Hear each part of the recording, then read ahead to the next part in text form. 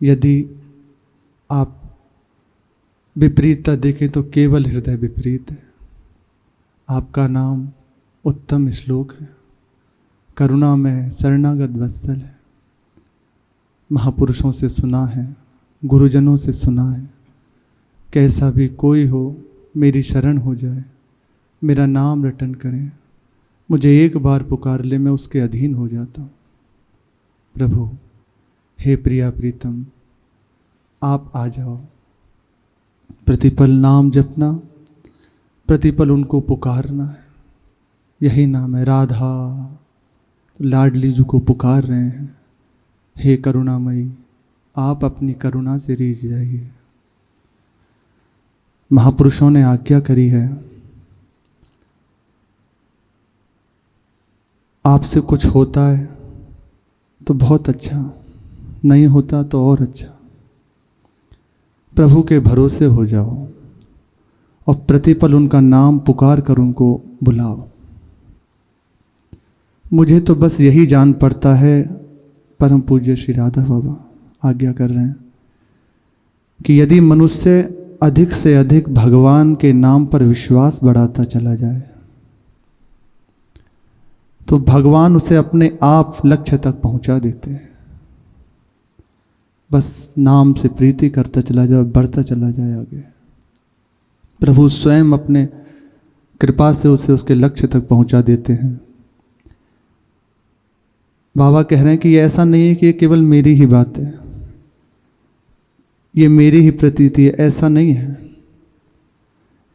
यह एक बड़ा सिद्धांत है और आज तक जितने भी बड़े बड़े संत सिद्ध महापुरुष हो गए हैं, सबके मूल में नाम है।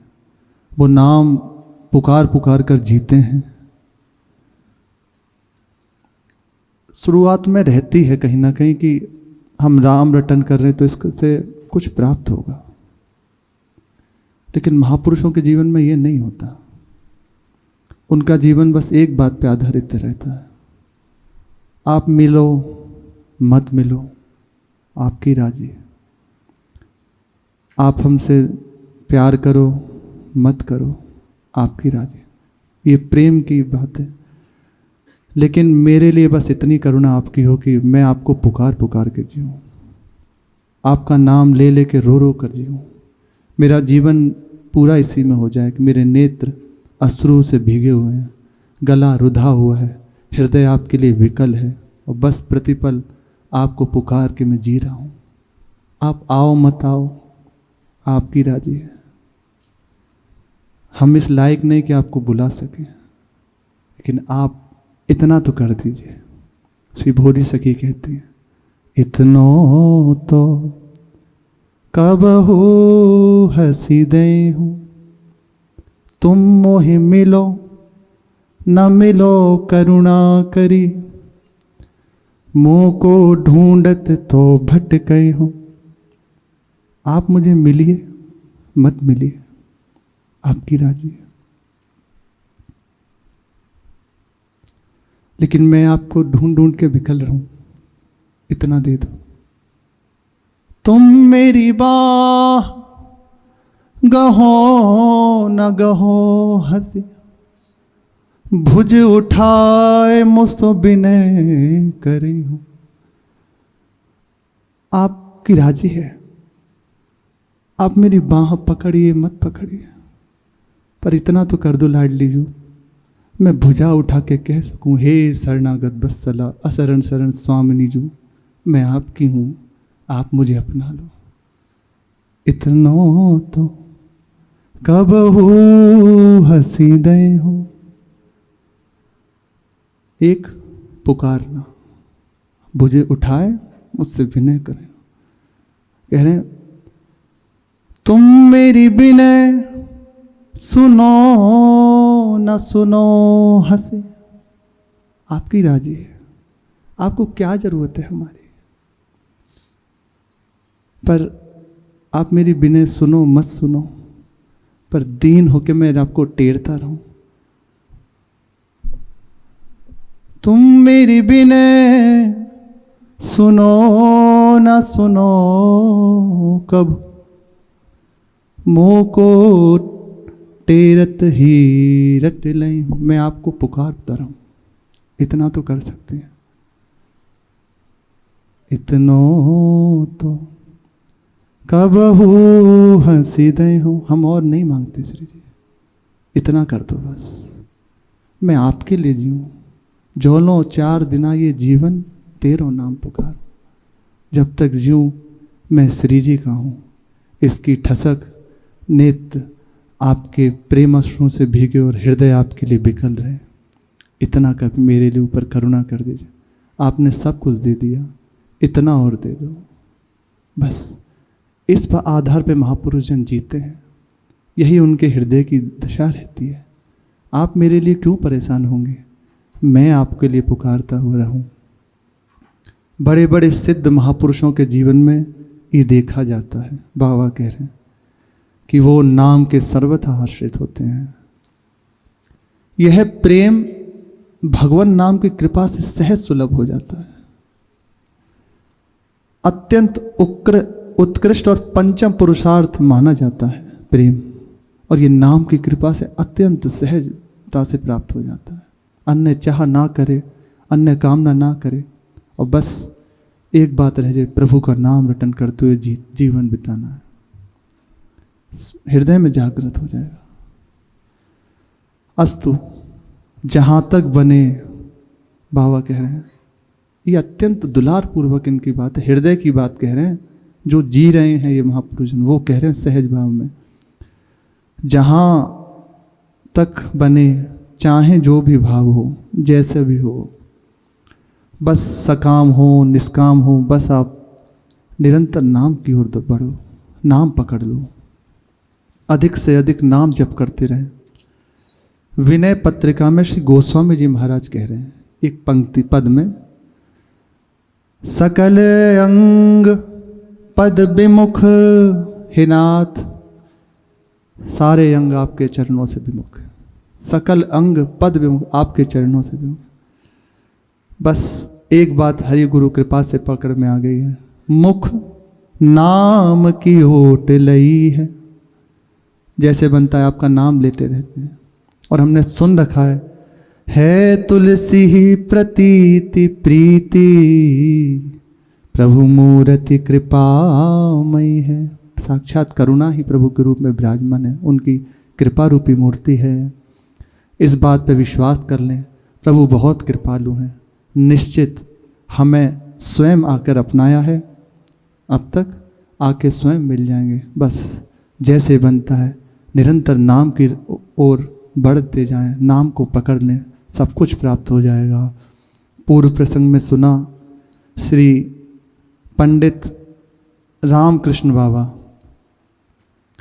बालपन में ही श्री गोविंद देव जी के संग खेलते हैं।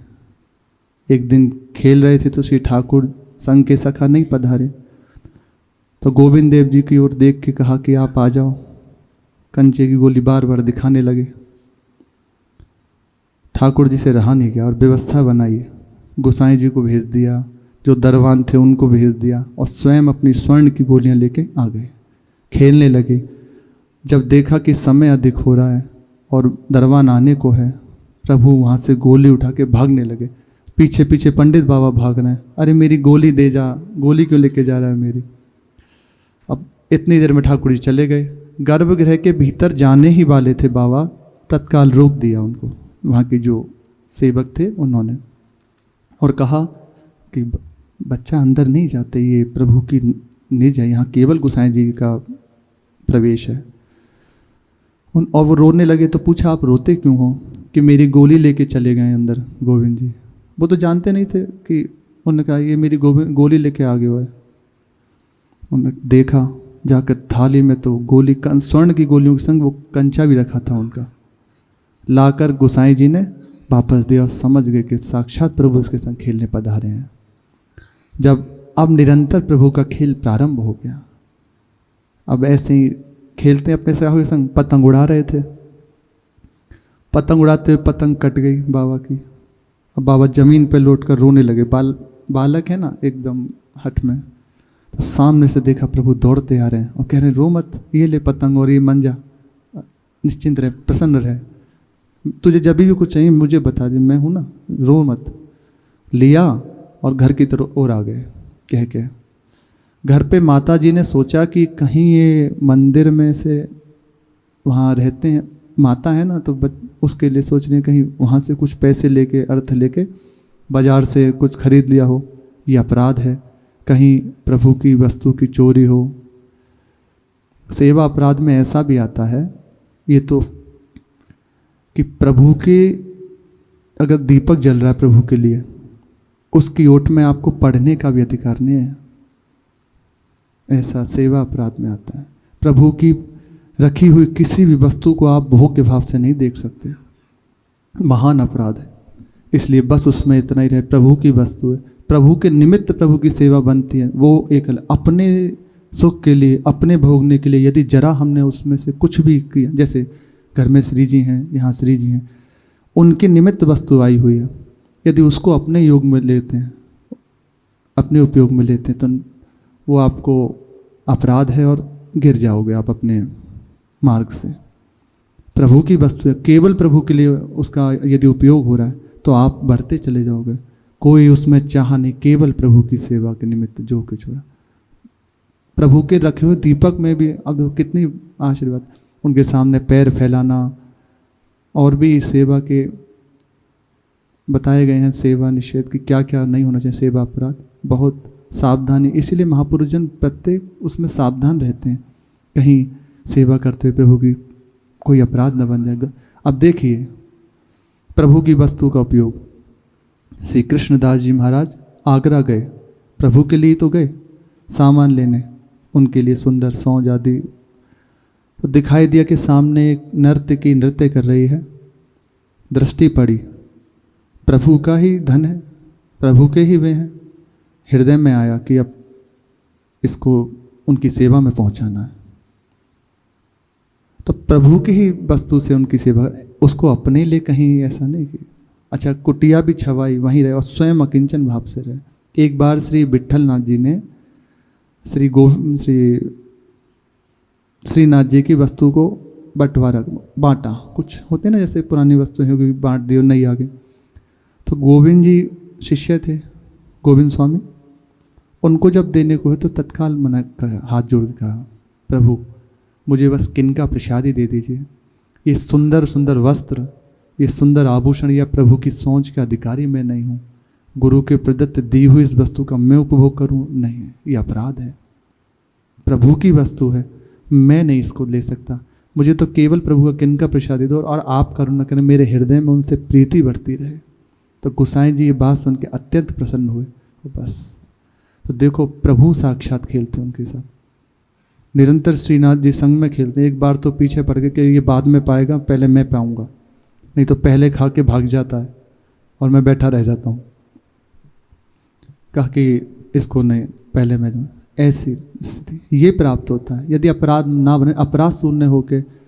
इसीलिए कहा गया आज्ञा में अपराध नहीं होता, उसमें अपराध तब बनते हैं जब जहाँ हम अपनी मति का उपयोग करते हैं, मति का उपयोग नहीं, केवल जैसे कहा वैसे कर दिया गया, तो वहाँ कोई अपराध बनने की गुंजाइश नहीं होती। अब यदि कुछ ऐसी चूक होती भी है तो हरि गुरु संभाल लेते हैं। तो माता जी ने कहा कहीं आगे ऐसी कोई चूक बने, अपराध बने प्रभु का, तो उनसे मना कर दिया कि अब तुम गोविंद जी के प्रांगण में खेलने नहीं जाओगे। बालक थे, मान ली मैया की बात। अब क्रमशः उनके हृदय में आया कि इनको पढ़ाना लिखाना चाहिए, बहुत खेल कूद हो गया, अवस्था बढ़ने लगी बाबा की, थोड़े बड़े हुए तो खेल कूद में जो आवेश होता है बालपन में वो चंचलता हटने लगी, खेल कूद का आवेश हटने लगा और विद्या अध्ययन में रुचि बढ़ने लगी उनकी। अतिशय मेधावी होने के कारण उन्होंने 10-11 वर्ष की अवस्था में ही पाणिनि के सूत्र, सारस्वत व्याकरण और अमरकोश कंठस्थ कर लिए। 10-11 वर्ष की अवस्था में उर्दू और बंगला भाषाएं भी सीख ली। 11 वर्ष की अवस्था थी बाबा की, तो विद्याध्ययन कर ही रहे थे। उपनयन संस्कार बाबा का हुआ। उसके पश्चात एक सावित्री दाता करके एक ब्राह्मण थे, उनका नाम था, उनको सावित्री जी सिद्ध थी। उन्होंने आज्ञा करी और उनका नाम छोटे लग, तुम सावित्री जी का पुरुष चरण करो, उनका अनुष्ठान करो। उनके पुरोहित ने जब आज्ञा करी, राजपुरोहित जी ने उन्हें सावित्री पुरुष चरण करने की और बताया विधि विधान पूरा कि ऐसे ऐसे करना है। यथारीति पुरुष चरण करने के पश्चात बाबा ने जब किया पुरुष चरण तो सावित्री जी प्रकट हो गई। प्रकट होके कहा, जाओ वृंदावन के लिए पधारो, यहाँ से अब वृंदावन की बात है। श्री धर्म संघ वाले गुरु जी, उनके शरीर में व्रण हो गए थे बड़े बड़े। अब उसको, क्योंकि प्रारब्ध है, ऐसे नष्ट नहीं होता जब तक उसका पूर्ण रूपेण मार्जन ना हो जाए। तो पूछा गया उनके परिकर ने कि ये महाराज जी कैसे ठीक होगा? बोले नहीं नहीं, और बहुत कष्टप्रद होता है, उसमें से पीप बहता है और बड़े बड़े बहुत बुखार ज्वर। पर उन्होंने कभी ना तो कही, समर्थ प्रभु के साक्षात्कार किए हुए, और कभी प्रभु से भी नहीं कहा, और उन्होंने कहा ठीक है हो जाए। पर शिष्य हैं, उन्होंने कहा नहीं गुरु जी बताना पड़ेगा, बताइए। तो कहा एक शीतला माता उनका पुरुष वो होता है अनुष्ठान, उसको करने से ये शांत हो जाएगा। ठीक है, विधि पूछी और करने लगे। नियम लिया 1000 पाठ करने का। प्रातः काल से लेकर संध्या तक ना तो आसन से उठेंगे ना कुछ पाएंगे जब तक पुरुष चरण पूर्ण नहीं हो जाएगा। तो उन्होंने पूछा कि ये पूर्ण हो जाएगा तो हमें कैसे पता चलेगा? बोले जान जाओगे जब पूर्ण हो जाएगा। तो प्रातकालीन से बैठे और संध्या के 11 बज रहे थे। अत्यंत एकदम शीतल वायु बहने लगी और सुंदर सुगंध उनको आने लगी। प्रत्यक्ष रूप में ये तो देखा नहीं कि कौन पधारे हैं, ये संकेत होता है कि दिव्य महापुरुष यहाँ पधारे हुए हैं। सहसा कोई ऐसा आपके हृदय में आता है। भजन करते हुए कई बार ऐसे उपासकों को होता है दिव्य सुगंध, ये उस समय निश्चित यदि जो कर रहे हैं वो जानते हैं वहाँ प्रभु विराजमान है या कोई दिव्य महापुरुष विराजमान है। तत्काल उन्होंने सोचा ये दिव्य सुगंध और अत्यंत शीतल हृदय। 11 बजे तक उनके पाठ पूरे हो चुके थे। अगले दिन जब गए तो कहा, बताया तो उन्होंने कहा कि देखो सूख गया और पपड़ी बस रह गई, ऊपर से हल्की हल्की बस वो झड़ने लगी। जब झड़ी तो उन्होंने कहा आपको कुछ अनुभव हुआ?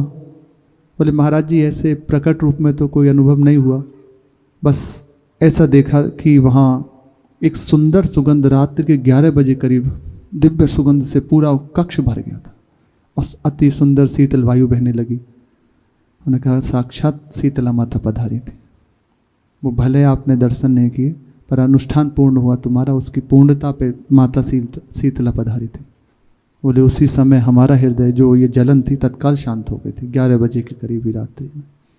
तो बाबा ने जब पुरुषचरण किया तो साक्षात शीतला माता प्रकट हुई, सावित्री माता प्रकट हुई और उन्हें दर्शन देकर आज्ञा करी जाओ वृंदावन को जाओ, अब यहाँ तुम्हारा कार्य नहीं, वहाँ जाके कार्य करो। तभी से बाबा के हृदय में अंदर आने लगी बस घर छोड़ के कम मौका मिले अब वृंदावन जाऊँ, क्योंकि बाबा अकेले हैं, माता पिताजी नहीं है ना, वो समाधिष्ट हो गए और भगवत धाम चले गए। अब क्या करूं, कैसे मैं वृंदावन जाऊं? हृदय में विकलता शुरू। ये होता है वृंदावन का खींचना। आपको जहां भी रहोगे, जब वृंदावन की प्राप्ति का अवसर आ जाएगा ना, हर समय मानस पटेल वृंदावन छाए रहेगा, अंदर रहेगा कैसे मौका मिले, कब जाऊं, भले एक क्षण के लिए जाना पड़े, कब जाऊं, कैसे जाऊं। बहुत सहज उपाय वृंदावन की प्राप्ति का, बहुत सहज उपाय है। एक तो जो महापुरुष जन आज्ञा कर रहे हैं वो है ही, और कुछ उपासक जन जैसे किए हैं या जैसे रहे हैं प्रभु की कृपा से, बहुत सहज उपाय है। वृंदावन आए, यहाँ अत्यंत प्रसन्न रहे, जैसे ही वृंदावन पधारे मान ले कि मुझे सब कुछ प्राप्त हो गया, और यहाँ भ्रमण करें, जब उसके समय वापस होने का जाने तो समझ लो किसी लताओं को पकड़ के, रज को पकड़ के रोए एकांत में और कहे, आप सर्वसमर्थ हैं, मुझे धाम का वास दे दो, मेरे हृदय से संसार का राग हटा दीजिए, मैं अखंड वृंदावन का वास दे दो। और जब जाए तो यहाँ से रो के रज को प्रणाम करके लेट के जाए। देखना आप कुछ ही दिन में ऐसा सुयोग बनेगा, बहुत चमत्कार वाला, सहज रूप से सब कुछ बन जाएगा। ये धाम की करुणा है। जैसे संतजन है, जैसे जैसे उनके अनुभव में आता है बता देते हैं अपने हृदय की बात, जो पकड़ ले। तो बाबा के हृदय में निरंतर चलने लगा कि अब बस कब मैं वृंदावन जाऊं। माता जी का अभी था ही बंधन, 13 वर्ष की अवस्था हो गई, इसी में 2 वर्ष बीत चुके। अब वो वृंदावन जाने में सफल हो, घर बार छोड़ के दौड़ाएगा वृंदावन की ओर। वृंदावन आकर श्री गोविंद देव जी यहाँ मंदिर के निकट गोविंद जी की गोस्वामी के आश्रम में रहने लगे। श्री बिहारी देव जी कह रहे हैं, बसी वो श्री वृंदावन को नीको, छिन छिन प्रति अनुराग बढ़त दिन, दरस बिहारी जी को। ये वृंदावन का बसना अत्यंत नीका है, अत्यंत सौभाग्यशाली। यहाँ प्रतिपल अनुराग बढ़ता है, छिन छिन प्रति अनुराग बढ़त। हमारे हृदय में क्यों नहीं पड़ रहा? हम भी तो वास कर रहे हैं, जैसे कह रहे वैसे वास नहीं हो रहा। श्रीपाद प्रबोधानंद जी ने जहाँ एक धाम की महिमा का वर्णन किया है, धाम की शोभा का वर्णन किया है, उसी के आगे तत्काल उसकी रहनी का वर्णन कर दिया है। कैसे वृंदावन वास करना है। अगर रहनी आ जाए महापुरुषों की कृपा से, वृंदावन ही विधि बसे, तज के सभी अभिमान, तरणते नीचो आपको, जाने सोई जान, वही जान जाएगा। कोमल चित सब सो मिले, कबहू कठोर न होए, सदैव कोमल चित्त रहे, कभी कठोरता हृदय में धारण न करे। प्रिया प्रीतम पधारने, इसको कठोर कर लोगे तो कैसे? अत्यंत सुकोमल हृदय रहे। कोमल चित सब सो मिले, कबहू कठोर न होए, निष्प्रेही निर्वैरता, ताको शत्रु न कोई। ये रहनी का वर्णन महापुरुष जन करते हैं। दूजे तीजे जो जुड़े, साग पत्र कछु आए, ताही में संतोष करी, रहे अधिक सुख पाए। आगे बता रहे हैं, देह स्वाद छुट जाए सब, कछु होए छीन शरीर, प्रेम रंग उड़ में बढ़े। आ गई बात, छिन छिन प्रति अनुराग बढ़त दिन, दरस बिहारी जी को। देह स्वाद छुट जाए सब, कछु होए छीन शरीर, प्रेम रंग उड़ में बढ़े, विहरे जमुना तीर।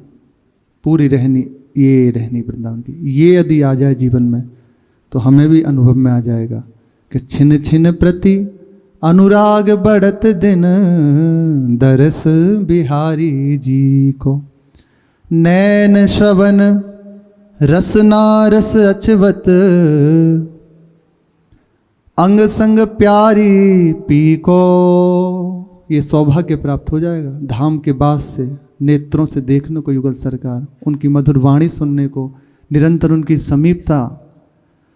श्री बिहारी ने दास अंग संग बिछुरत नाहिन, कतिरती को। अंग संग बिछुरत नाहिन, कांत रति को। एक रत्ती मार्ग के लिए भी, रत्ती बहुत कम के समय में भी आप प्रभु से दूर नहीं रहेंगे यदि ऐसे वृंदावन वास हो जाए। वसी वो वृंदावन को नीको। बाबा वृंदावन में आ गया, अत्यंत आनंद में डूबे हुए। जिस समय मीरा जी वृंदावन पधारी ना, यद्यपि वो कोई पालकी आदि को तो बैठी ही नहीं, ऐसे डूबी हुई है, आह वृंदावन आ गया। जो सरोवर देखती हैं, जो नदी देखती हैं, कूद पड़ती हैं, ये यमुना जी हैं। ऐसी भाव दशा, बार बार आके लौटती हैं, लताओं को प्रणाम करती हैं, फिर समझाती हैं कि अभी वृंदावन नहीं आया, अभी कुछ दूर रह गया। जैसे ही समझ गई कि वृंदावन की सीमा प्रारंभ हो गई है, वहीं से साष्टांग प्रणाम और सब कुछ हो गया, उन्मत्त हो गई, केवल धाम की सीमा के प्रवेश मात्र से ऐसे उन्मत्त होकर गाने लगी मीरा जी। अद्भुत धाम की महिमा है। अभी कृपा से सब संभल रहा है, समर्थ धाम है, सब संभाल देगा। बाबा यहाँ रहकर अभी अध्ययन की जिज्ञासा हृदय में थी कि मैं अभी अध्ययन करूं, तो उन्होंने रंग जी के मंदिर के सुदर्शन सिंह शास्त्री जी से न्याय और करौली कुंज के श्री नरसिंह दास जी से श्रीमद् भागवत, गोपीलाल गोस्वामी जी से श्री हरि भक्ति विलास और श्री नीलमणि गोस्वामी जी से 60 संदर्भवादी भक्ति ग्रंथों का अध्ययन किया। विशाल अध्ययन। 60 संदर्भ का अध्ययन करते समय वे नित्य श्री गोपेश्वर महादेव को यहाँ 50 अध्याय श्रीमद् भागवत के सुनाते। 20 वर्ष की अवस्था बाबा की हो चुकी। उन्होंने अध्ययन समाप्त किया। निरंतर 8-10 वर्ष तक लगातार अध्ययन भक्ति शास्त्रों का। वृंदावन जाने से पूर्व बाबा के जयपुर के श्री नरसिंह दास जी के परिचय हो चुका था। यही नरसिंह दास जी जिनसे इन्होंने अभी ये सीखे हैं भागवत। नरसिंह दास जी तेलंग देश के ब्राह्मण थे और सर दर्शनाचार्य। वे शामवेद गान और वीणा वादन में सुनिपुण, ऐसे निपुण कि जब ये उनका कंठ ऐसा था कि गंधर्व के समान। श्री गीत गोविंद और कृष्ण कर्णामृत गाने में भावाविष्ट हो जाते हैं। जब ये अपने कंठ से, अपने स्वर से गीत गोविंद गाते और कृष्ण कर्णामृत का गायन करते तो भावाविष्ट हो जाते। एक बार की बात है, श्री गोविंद देव जी ने स्वप्न दिया कि तुम मेरे सामने सामवेद का गायन करो वीणा वादन करते हुए। इस कोटि के थे, ऐसा कंठ और ऐसा सुंदर भाव। तो भगवान के सामने, श्री गोविंद देव जी के सामने साक्षात खड़े होकर उनको सामवेद का गायन सुनाया। ये सुनकर अत्यंत प्रभु प्रसन्न हो गए और वहीं जयपुर में रहने की आज्ञा कर दी, यहीं रहो। वहाँ के राजा ने पूरी व्यवस्था करी रहने की और प्रभु की आज्ञा सिरोधार्य करके संसार को छोड़कर वृंदावन के श्री संसिद्ध महापुरुष से नित्यानंद दास बाबा से वेश ग्रहण किया और जयपुर जाके गोविंद जी को निरंतर बस उनकी सेवा में लग गए कि प्रभु को गा के बस मैं जीऊँगा, उनकी सेवा करूँगा और इसी से अपना जीवन बिताऊँगा। गोविंद देव जी को सामवेद गान सुनाया। उनका सामवेद गान और वीणा वादन सुन जयपुराधिपति श्री राम सिंह और किशोरी मोहन गोस्वामी जी अत्यंत मुग्ध हो गए। प्रभु के लिए जब कुछ किया जाता है ना तो संसार सहज रूप से रिझ जाएगा। संसार को रिझाओगे तो कभी रिझने वाला नहीं है। इस जितना संसार को रिझाने हमारे अंदर होता है ना, वो गोस्वामी जी कहते हैं, को कछु दे को भल का है, ये वासना ना उड़ते जाई। आप प्रभु की ओर लग जाइए, खुद रिझ जाएगा, किसी को रिझाने की आवश्यकता नहीं है। इनके गायन को सुन के राजा खुद रिझ गया और वहीं रह के इनको रख लिया पास में, आप यहीं रहिए, गोविंद जी की सेवा कीजिए। राम प्रताप जी वृंदावन, उनका संग हो ही चुका था नरसिंह देव जी का और संस्कार बन गया साथ में। ये महापुरुषों की कृपा, कैसे भी महापुरुष का संग बन गया ना। और फिर बाबा तो हैं ही उस कोटि के महापुरुष। वृंदावन में अध्ययन करने के समय बीच बीच में माँ के आग्रह से जयपुर जाया करते और श्री नरसिंह दास जी का सत्संग करते। उनके सत्संग से सिद्ध श्री नित्यानंद दास बाबा जी के प्रति उनको विशेष श्रद्धा भाव हो कि ये मैं अपने गुरुदेव के रूप से स्वीकार कर लेता। अध्ययन समाप्त होने पर उन्होंने उनसे दीक्षा और वेश ग्रहण किया श्री नित्यानंद दास बाबा से, मदन मोहन, और नाम हुआ वेश का श्री रामकृष्ण दास। पंडित बाबा उनको कहकर बुलाया गया। उनके असाधारण पांडित्य के कारण पंडित बाबा उनको लोग कह के बुलाने लगे। शेष चर्चा आगे। श्री राधा वल्लभ लाल की।